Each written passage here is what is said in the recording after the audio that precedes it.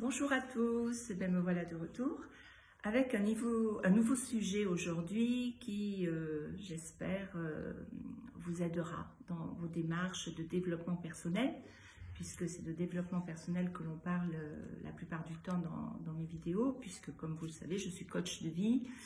Donc, j'essaye de vous transmettre des informations pour vous aider un petit peu chacun dans votre problématique.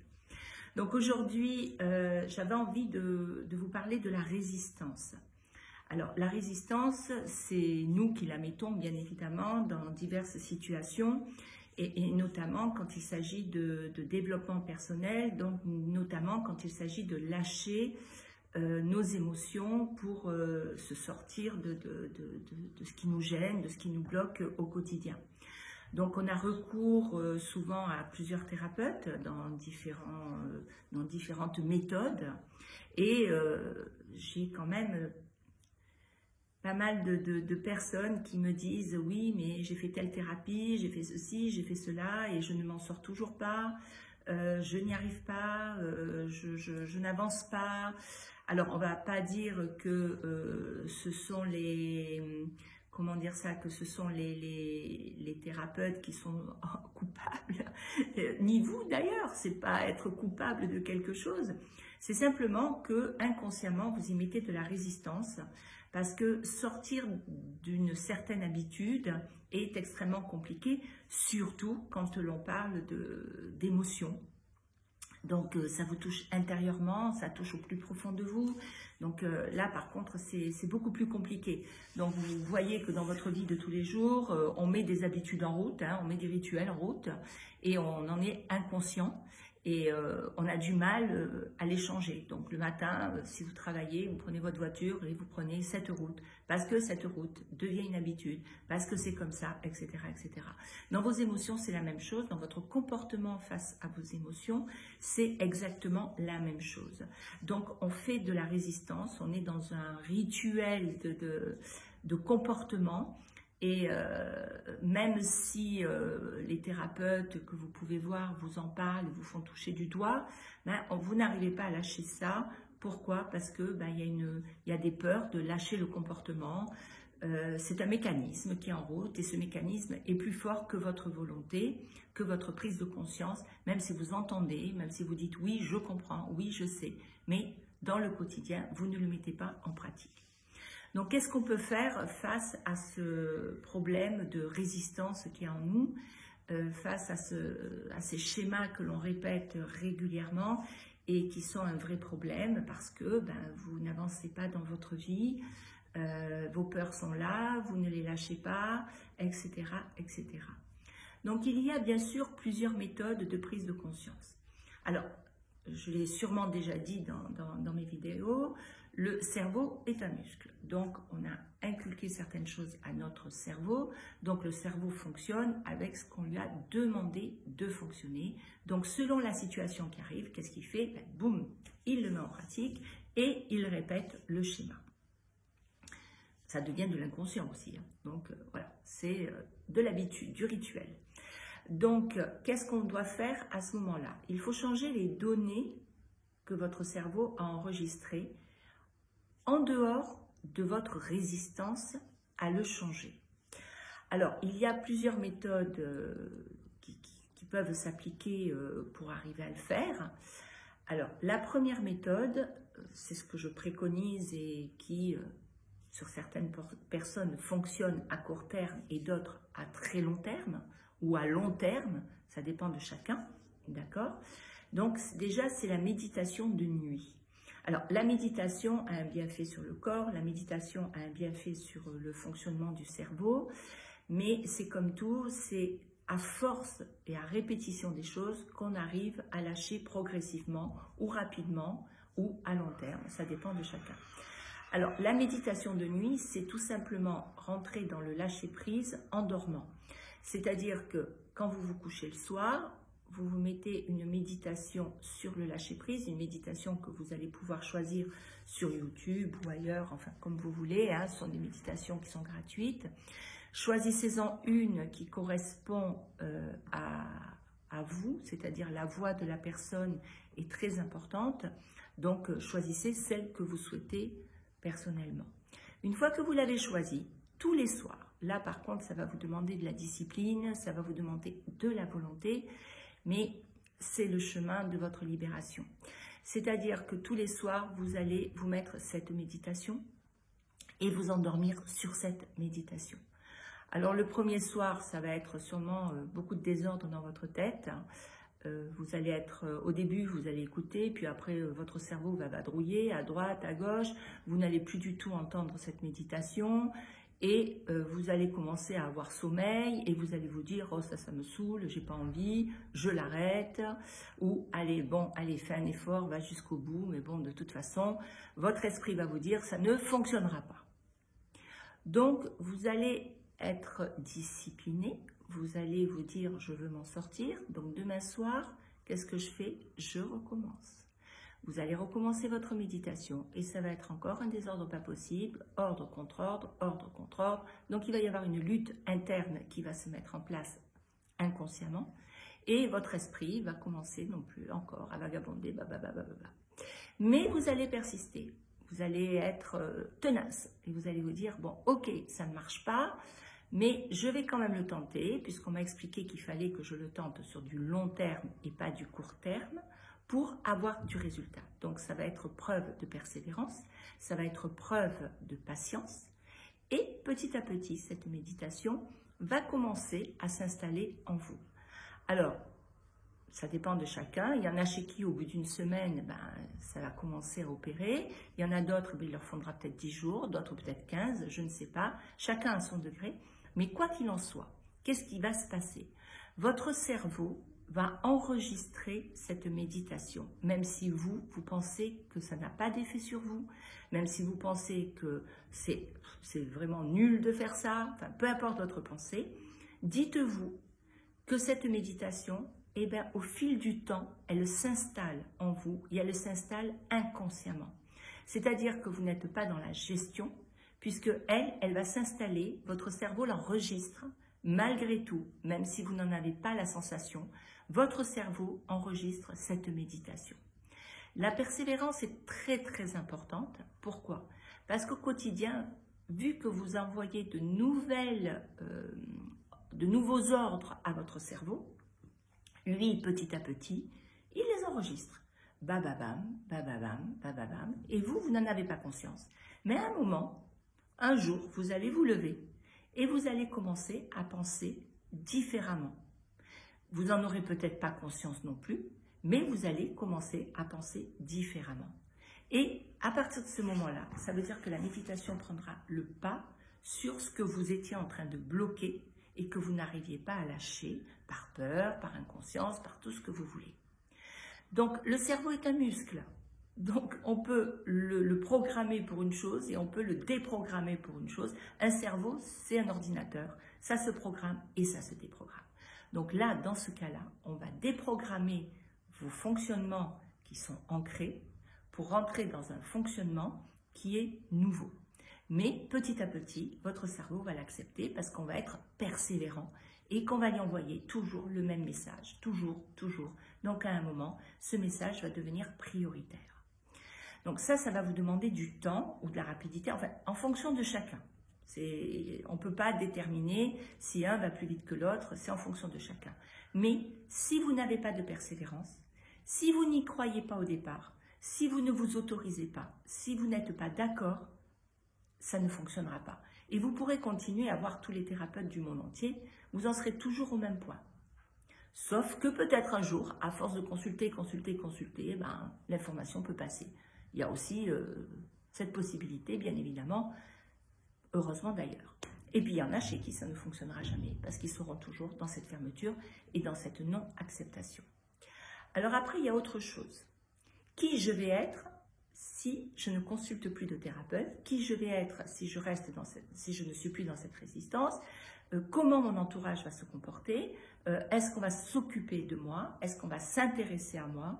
Parce que là, inconsciemment aussi, il y a ce besoin qu'on s'occupe de soi. C'est-à-dire le fait que vous soyez dans cette dynamique, dans cette recherche, dans cette résistance, le fait de dire, bah, tu vois, je fais telle thérapie, ça ne marche pas, je fais ceci, je fais cela, qu'est-ce qui se passe? Ben, vous attirez aussi l'attention de l'autre.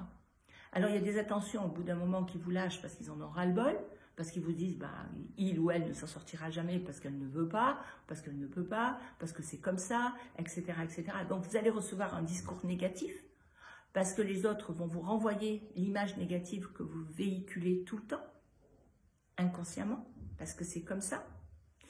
Et d'autres vont vous dire, mais oui, accroche-toi, accroche-toi. Donc, ils vont vous motiver à continuer vos thérapies en se disant, ben, elle va finir par y arriver ou il va finir par y arriver un jour. Donc, il faut aussi que vous soyez conscient de ce schéma. Il faut aussi que vous soyez conscient que le fait de ne pas y arriver, le fait d'être dans cette résistance inconsciente, fait que vous entraînez une dynamique autour de vous qui vont cautionner ou qui ne vont pas cautionner. Donc ça aussi, il faut que vous en preniez conscience. Il faut que vous preniez conscience que votre façon de procéder n'est pas la bonne, dans le sens où ça devient un poids pour les personnes à qui vous vous confiez. Et peut-être qu'à un moment, ben, vous êtes obligé de retrouver une autre personne qui va cautionner. Et un jour, une autre. Et c'est un éternel schéma qui se crée dans votre vie, mais qui ne vous satisfait pas et qui ne peut pas vous rendre heureux. C'est simplement comme ça. Voilà, vous vous traînez avec votre baluchon et vous ne le lâchez pas, ce baluchon. Alors ce baluchon, il est plein de choses, il est plein de votre passé sûrement, parce que si vous en êtes là, c'est quand même lié à certains événements du passé. Mais est-ce que vous avez envie d'avancer comme ça, ou est-ce que vous avez envie de le lâcher, ce baluchon? Qu'est-ce que vous voulez? C'est la seule question que j'ai à vous poser. Qu'est-ce que vous voulez vraiment? Vous en sortir? Alors on va s'en sortir. Restez dans votre schéma? Alors vous resterez dans votre schéma. Alors il y a une autre technique qui marche très très bien, qui s'appelle la pleine conscience. La pleine conscience qui s'appelle aujourd'hui, soyons modernes, le mindfulness. C'est la même chose. Mais la pleine conscience, c'est aussi le moment présent. Donc tout ça, ce sont des méthodes qui existent depuis la nuit des temps, je dirais, mais qui reviennent au goût du jour, donc de nouveaux livres apparaissent, vous parlent exactement de ces méthodes qui existent depuis toujours, avec donc des formulations un petit peu différentes, mais le fond du livre reste tout à fait le même.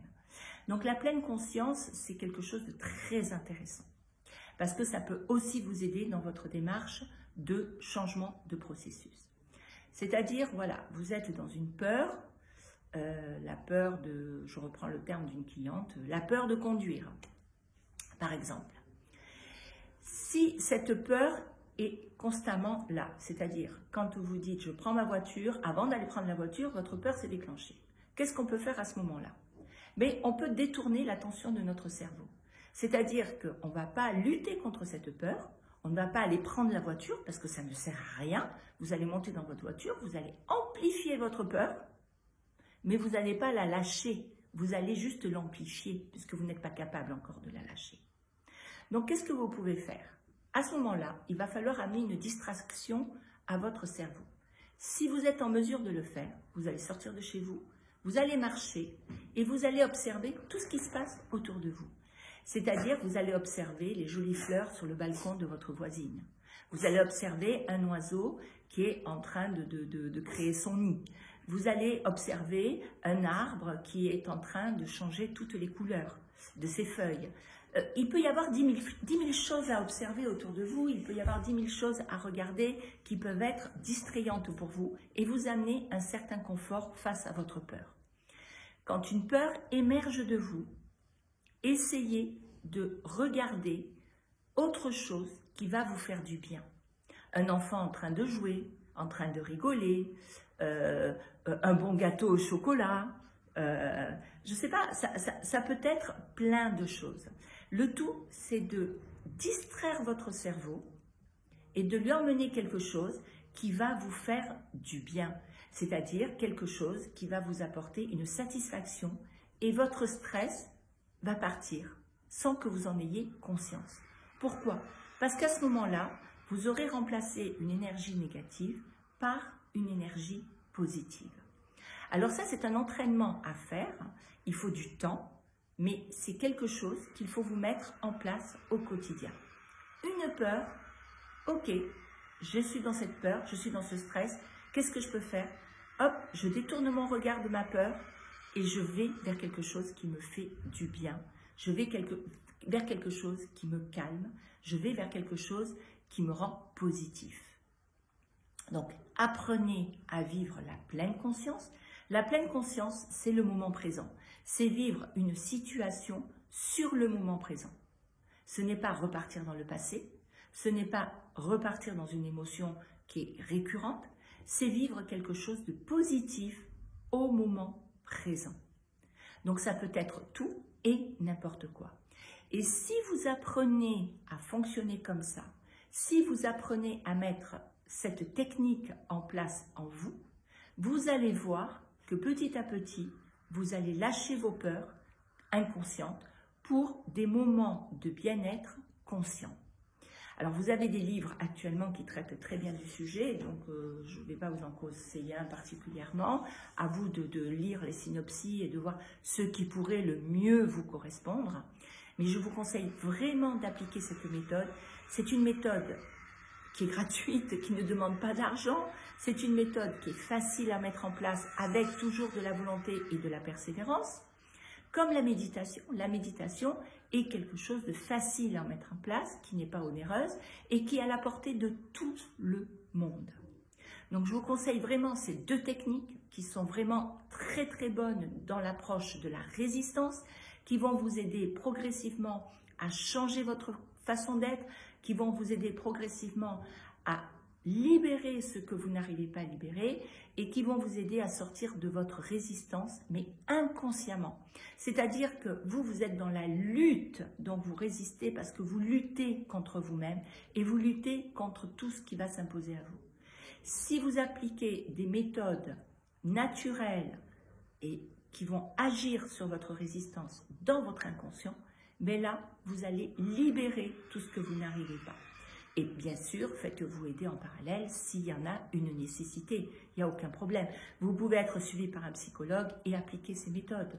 Ça s'emboîtera très bien. Il n'y a pas de contre-effet. Bien au contraire, ça va vous aider davantage. Si vous êtes suivi par n'importe qui, ces méthodes peuvent être appliquées. Ce n'est pas des médicaments. Ce sont des méthodes naturelles. Ce sont des méthodes de fonctionnement interne qui vont de toute façon vous libérer et vous aider. Après, si vous n'en avez pas du tout la volonté, alors là, on ne pourra rien faire. Et c'est bien dommage parce qu'aujourd'hui, on peut se sortir de tout ça. Votre passé, vous le connaissez. Vous l'avez vécu. Il est là. Pourquoi le garder? Qu'est-ce qui va vous apporter de plus? Vous continuez dans vos souffrances? Continuez dans vos blocages? Continuez dans vos résistances? Pourquoi? Est-ce que c'est vraiment une nécessité de vivre comme ça? La vie est devant vous, elle vous offre plein de choses. Comme une fleur, vous voyez une belle rose, vous avez envie de la sentir et vous avez envie de l'accueillir. Elle vous renvoie une image magnifique, elle vous renvoie une image de bonheur, elle vous renvoie une odeur, une sensation qui est extraordinaire. Pourquoi ne pas y aller? Donc, allez cueillir cette rose. Voilà pour aujourd'hui ce que je voulais vous dire. Écoutez, je vous embrasse tous bien sûr très fort. S'il y a des sujets que vous souhaitez que j'aborde, n'hésitez pas. Mettez-moi des petits messages. Je tiendrai compte de vos messages. J'essaye de répondre à tous les jours. J'essaye de regarder vos messages et de vous répondre du mieux possible, bien sûr, puisque les réponses, on ne peut pas les faire très longues. Mais n'hésitez pas, continuez à me mettre des messages. Les sujets qui vous intéressent, parlez-moi-en. Je vais les aborder pour vous, il n'y a aucun problème. Je suis là pour essayer de vous apporter du réconfort, de l'aide. Donc n'hésitez surtout pas, n'hésitez pas à partager mes vidéos parce qu'autour de vous, plein de gens peuvent en avoir besoin, même si vous ne le savez pas. N'hésitez pas à mettre un petit like aussi, ça me fait plaisir de voir que vous aimez cette aide que je tente de vous apporter. Donc voilà, on est une communauté. Aujourd'hui, on est un peu plus de 500. Bravo. Je suis, très heureuse de voir qu'il y a 500 personnes qui me suivent. Écoutez, n'hésitez pas, continuez, likez, partagez, donnez-moi vos retours, je vous réponds, je suis là. Je vous embrasse très fort. Vous pouvez aussi me consulter en tant que coach si vous le souhaitez. N'hésitez pas À très bientôt, je vous souhaite à tous une belle journée et merci de votre présence.